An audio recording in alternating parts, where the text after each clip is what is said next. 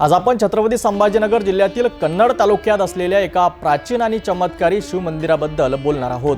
हे मंदिर म्हणजे सूरपाडा येथील नवसाला पावणारे शिवमंदिर।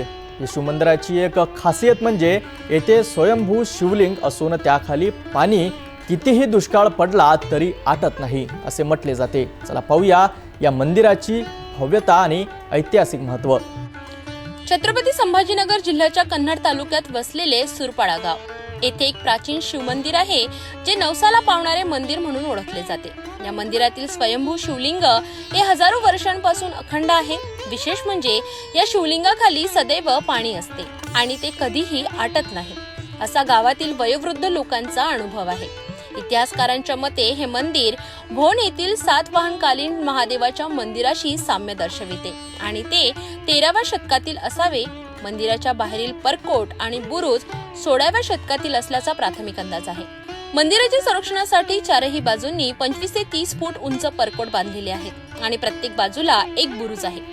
मंदिराच्या मध्यभागी 40 ते 50 फूट उंचीचे भव्य मंदिर आहे। या स्वयंभू शिवलिंगाचे आणखी एक वैशिष्ट्य म्हणजे पिंड आणि लिंग यांच्यामध्ये एक पोकळी आहे, ज्यात नेहमी पाणी असते।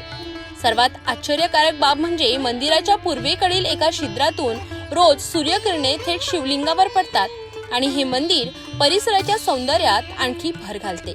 मंदिराच्या दक्षिण दिशेला बलीश्वराचे आणि गणपतीचे मंदिर आहे, तर पश्चिमेला राम लक्ष्मण सीतेचे आणि देवीचे मंदिर आहे।